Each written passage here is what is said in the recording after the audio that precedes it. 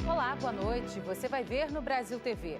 Um novo levantamento mostra o desmatamento causado por garimpeiros e as ameaças aos indígenas na Amazônia.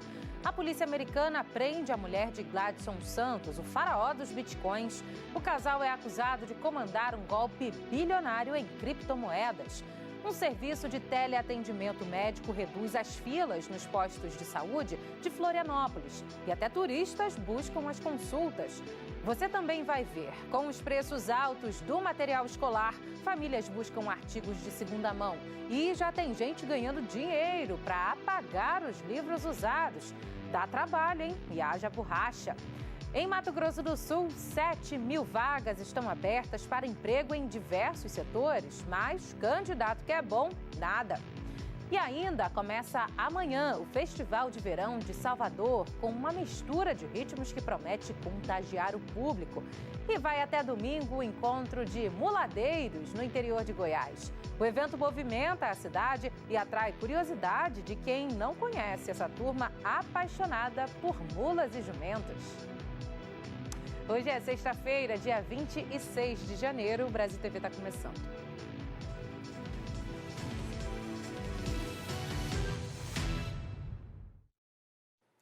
Um levantamento mostra que, ao longo de um ano, as ações contra o garimpo foram insuficientes para impedir o desmatamento na Amazônia.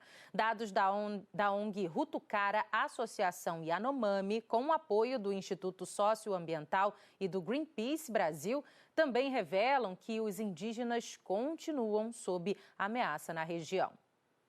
As informações do relatório levam em conta o que foi feito desde que o governo federal decretou emergência de saúde pública na terra indígena Yanomami, em janeiro do ano passado, diante da desnutrição grave e dos casos de malária que atingiam adultos e crianças. Nestas imagens de satélite desse rio, por exemplo, é possível observar o avanço do garimpo ilegal em julho, setembro, outubro, novembro do ano passado e janeiro deste ano. A área devastada pelo garimpo cresceu 7%, ainda que de forma mais lenta em comparação com os anos anteriores.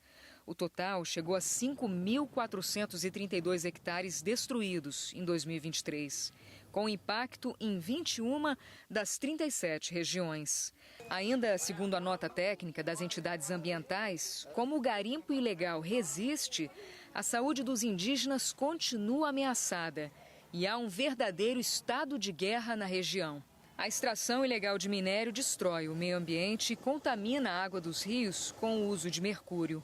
308 indígenas Yanomami morreram no último ano, sendo 129 por doenças infecciosas e parasitárias. E a cobertura vacinal não atinge nem metade das crianças até 4 anos. A ONG afirma que ao menos 7 indígenas morreram em confrontos com garimpeiros ilegais que levaram armas de fogo para o território.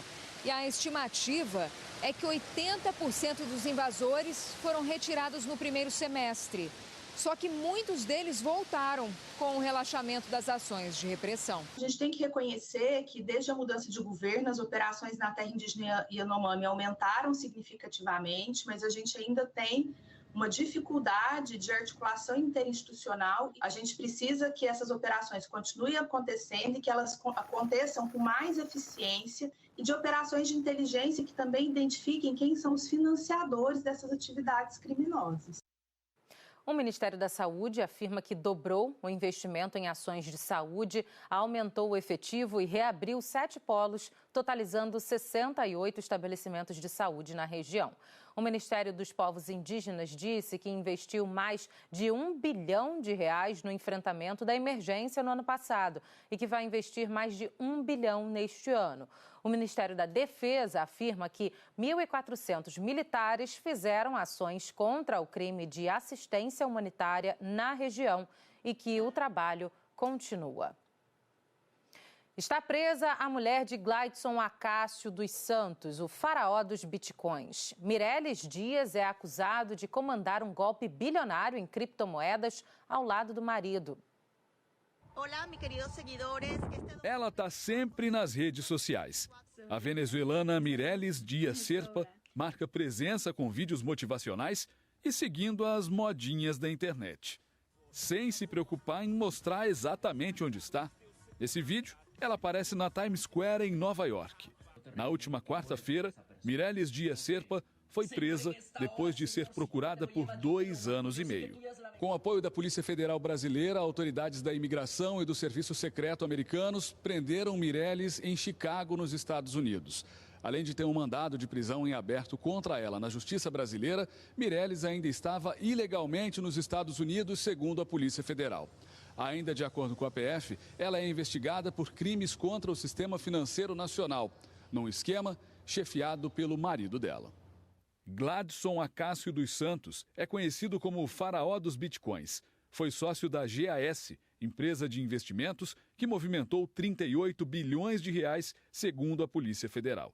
As investigações mostraram que ele liderava um esquema de pirâmide financeira e lesou centenas de investidores que acreditaram nos rendimentos de 10% ao mês prometidos a quem comprasse criptomoedas, um tipo de dinheiro digital. Gladson Acácio dos Santos está preso desde 2021 por crimes contra o sistema financeiro, lavagem de dinheiro, organização criminosa e também por homicídio. Ele responde na justiça pelo assassinato do investidor e influenciador digital Wesley Pessano, de 19 anos. O Ministério Público do Rio de Janeiro diz que o crime foi cometido para eliminar os concorrentes. Gladson também é acusado de mandar matar outro investidor, Patrick Abraão.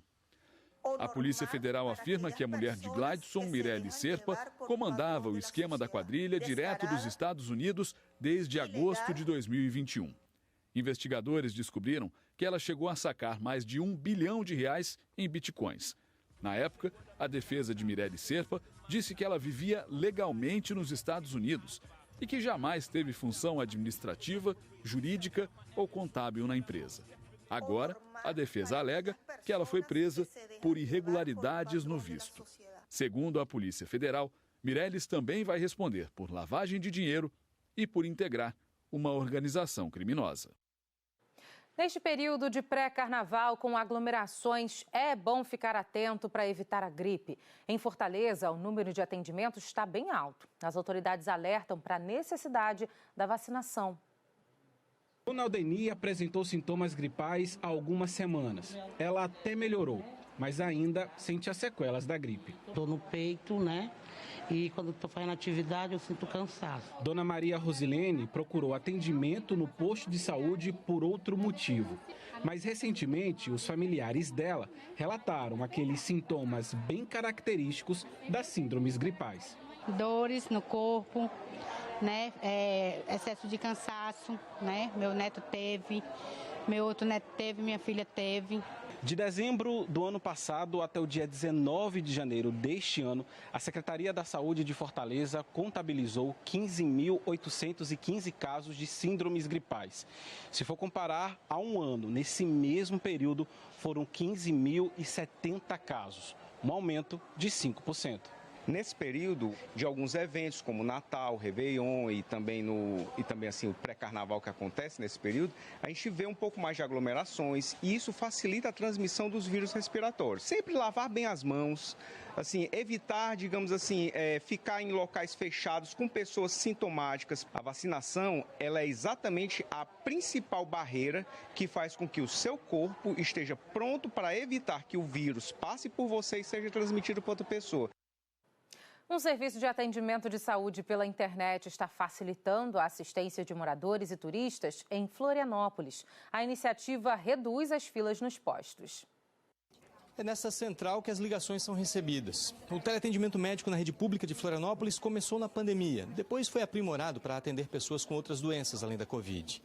Só os moradores da cidade podiam usar o serviço. Agora os turistas também podem. Uma maneira de facilitar a vida do visitante e de reduzir um pouco a demanda nas unidades de saúde durante o verão. Quem precisa de ajuda faz uma ligação. Bem-vindo ao Alô Saúde Floripa. Aí responde um breve questionário e passa por uma triagem. A consulta, é claro, não estava no roteiro de férias da Marina e do pai. A Marina, ela estava com sintoma, dor no corpo, dor abdominal. Eles são da cidade de Três Passos, no Rio Grande do Sul, e passavam uns dias em Florianópolis, na casa de parentes. A Nildo ficou sabendo do serviço pelas redes sociais. E o caso dela não estava assim num estado muito grave, eu pensei, não, vou ligar, né? Estão de férias agora, então estão frequentando a praia, então isso pode acontecer, quadro de diarreia, náusea. Parece que tu tá no posto, só que é pela ligação, achei mais prático do que ir até o posto. A rede hoteleira recebeu material para orientar os hóspedes. O atendimento ele é português, inglês e espanhol, né? Então isso facilitou bastante, porque uma boa parte do nosso público não é brasileiro, muitos não têm plano de saúde, só o seguro saúde ou nem isso. A nossa grande orientação é ligar antes de ir. Se a pessoa liga antes de ir, eu vou ter uma fila de espera menor, porque boa parte das queixas vão ser resolvidas no Alô Saúde. Um levantamento sobre o mercado de trabalho traz uma boa notícia para quem está em busca de emprego. Novas vagas devem surgir neste ano. Um estudo recente de uma consultoria de RH mostra que quase a metade das empresas brasileiras tem plano de contratar. 46% os setores da saúde, 45% tecnologia da informação, 42% finanças e imobiliário, 36% energia e serviços de utilidade pública. As cadeiras vazias podem ser vistas como oportunidade de trabalho e, por outro lado, representam também a dificuldade de encontrar profissionais qualificados. Isso no mundo todo. Os dados do estudo mostram que aqui no Brasil, 1/3 das empresas está disposta a flexibilizar o horário ou o local de trabalho ou melhorar os salários na busca por talentos. E uma parte dos empresários já começa a perceber também que pode colaborar com a formação dos times. Trabalhar no preparo dos profissionais ou eu investir na busca de profissionais mais preparados por meio de convênios com universidades, que as empresas também fazem, para que a gente possa ter pessoas mais adaptadas, com todo o avanço tecnológico, mas ao mesmo tempo com as exigências e mudanças no mercado. Em Mato Grosso do Sul, empresários querem contratar, mas estão com dificuldade de encontrar candidatos. Um trabalho detalhado. Entre uma bandeja e outra, 20 mil salgados são feitos por dia nesta indústria de alimentos. A quantidade é produzida por 33 funcionários, mas a empresa quer contratar mais. E nós temos uma vaga para serviços gerais e para salgadeiros. Nós precisamos hoje de 4 salgadeiros. O que a gente sente é a deficiência e a escassez da mão de obra. A falta de profissionais é um problema enfrentado por outras empresas e até pela Fundação de Empregos de Mato Grosso do Sul. Quase 7 mil vagas estão abertas em todo o estado. Nós estamos numa economia no estado extremamente pujante, economia muito crescente. As empresas estão investindo cada vez mais no Mato Grosso do Sul. Só neste feirão são mais de 160 vagas para começo imediato. Muitas não exigem nem experiência. Mas diante da dificuldade na hora de contratar os trabalhadores, algumas empresas têm investido ainda na qualificação dos funcionários. A grande maioria das pessoas, elas até vão lá, se cadastram, mas não comparecem. O seu Isaac já saiu encaminhado para o mercado de trabalho. No dia 1º de fevereiro, começará no novo emprego. Você chega fim do ano, você tem seu 13º, né? Todos os seus direitos certinhos pelo trabalho. E você trabalhando autônomo, você não tem. Só tem aos 15 anos, recebeu 15 anos, é só que lá mesmo, né? Nessa época do ano, produtos usados são uma opção para reduzir as despesas com material escolar. É um momento oportuno para ganhar dinheiro, olha só, apagando livros. Nessas prateleiras estão livros usados dos ensinos fundamental e médio. É a alternativa que Gabriela encontrou para reduzir a conta do material escolar. Estão um absurdo, os valores estão altíssimos. Realmente, a gente compra por 50% mais barato do que nas livrarias. Essas mães criaram uma feira virtual para passar adiante o que já não serve para os filhos. Ajuda muito, inclusive livros que custam quase R$2.000, os pais compram por R$250. Desapego Escolar é o nome do grupo no aplicativo de mensagem que começou com 350 mães. Elas vendem, trocam e também doam. E vale também fardamentos e até fantasias do calendário de festas da escola. Foi comprando livros de segunda mão para os filhos que Clécia se tornou expert em apagar o que está escrito nos livros usados. Esse é o segundo ano que Clécia anuncia o serviço de apagadora de livro nos aplicativos de mensagem. Em um mês, apagou o que estava escrito em mais de 1000 livros. É um trabalho danado, mas ela garante que vale a pena esse esforço. Ano passado, o extra que fez, apagando livros, superou e muito as expectativas. Eu fiz R$ 1.200. E esse ano? Está em 1.500. Ou seja, o trabalho tá bom, né? Tá bom. Entre uma tarefa e outra, Aline encontra um tempo para faturar, apagando o que os antigos donos deixaram nos livros. Eu trabalho mais à noite e, dependendo da demanda, vai até a madrugada. Se for um kit completo de 10 a 12 livros, fica na faixa de R$ 80 a R$100. Isso incluindo já a nossa borracha. Um kit desse que tem 12 livros, eu gasto em média de 5 a 6 borrachas. Quem costuma ir ao mercado já percebeu. O preço da batata está nas alturas. A chuva e o calor têm a ver com isso. No setor de hortifruti, a batata é um dos produtos mais versáteis. Você faz uma sopa, você faz ela frita, você faz uma salada, mas está complicado, está difícil. O preço disparou nos últimos meses. De acordo com uma pesquisa da Secretaria Estadual de Agricultura, o quilo da batata comum passou de R$ 2,03 em setembro do ano passado para R$ 13,67 em outubro, R$ 13,18 em novembro, R$ 5,99 em dezembro e agora R$ 2,00 a mais, R$ 7,99. Neste supermercado em Londrina, R$ 7,99 é só no dia da promoção. Fora disso, R$ 8,99. Tá tão caro que as vendas diminuíram. Nós percebemos hoje que caiu uma média de 30% em fator do preço. Além de reduzir a venda, despencou também a qualidade. Em cada saco com 25 quilos de batata que este supermercado compra, vem pelo menos 3 quilos de um produto assim, olha, manchado, machucado. É uma batata que perde o valor comercial, sem contar o tamanho, bem menor do que em outras épocas. Efeito do clima. Tivemos chuvas excessivas, então, na primavera, e temos calor excessivo aí. E daí oferta uma batata com um preço, um valor adicionado aí de todo esse trabalho de, vamos dizer, limpeza e seleção das batatas. A seguir, o Festival de Verão, que reúne cantores e mistura os ritmos em Salvador. Não saia daí.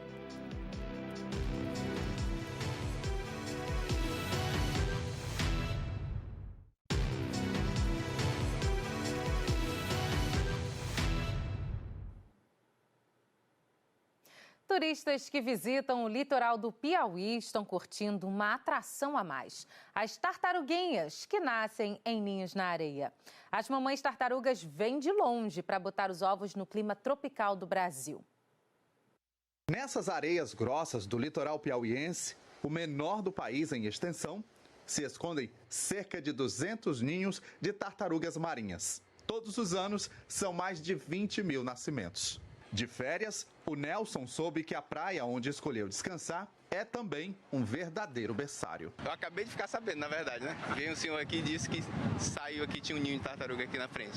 O estado é um dos poucos que recebem a visita de todas as 5 espécies existentes no país. 3 delas fazem ninhos nas praias. Entre elas, a tartaruga marinha de couro, mais conhecida como gigante, e que além daqui só aparece e coloca ovos também no Espírito Santo. Essa recebeu até um chip de monitoramento por satélite.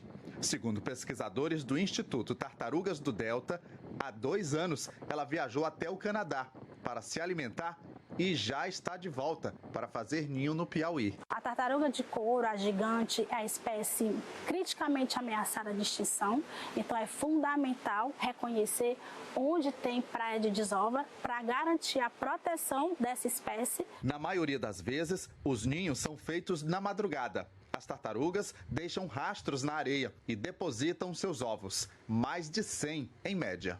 Esse foi feito ao lado dos turistas. E para garantir a sobrevivência dos filhotes, o local foi isolado. Quem consegue acompanhar o nascimento das tartarugas registra tudo pelo celular. O seu Carlos trabalha como vigia e presenciou o nascimento no meio da noite. Ele ficou encantado. Ganhei a noite, ganhei o dia, ganhei a semana toda. Começa amanhã o Festival de Verão de Salvador. Os palcos vão receber artistas locais e também nomes consagrados da música brasileira. 28 atrações estão na programação dos palcos principais nos 2 dias de festival.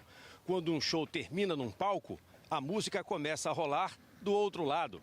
O público vai curtir encontros musicais que prometem momentos inesquecíveis para os fãs. Seu Jorge vai convidar um dos precursores do rap brasileiro, Mano Brown.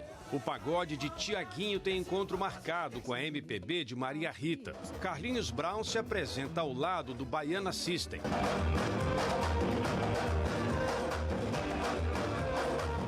O rap de um dos maiores nomes da nova geração da música baiana, Baco Exu do Blues, vai se juntar ao pagode do Pissirico. Baco é uma caixa, né, de surpresa musical, tem muita influência do som também que eu faço. Tenho certeza que a gente vai levantar o parque e vai ser histórico. Histórico também vai ser o show inédito de Ivete Sangalo. Ela é a única artista que se apresentou em todos os anos.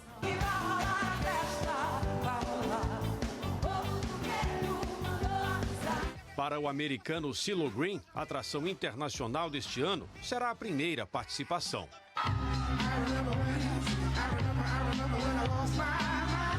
O Festival de Verão ajuda a impulsionar a economia da cidade. Na semana do evento, a movimentação neste shopping próximo ao Parque de Exposições aumenta 20%.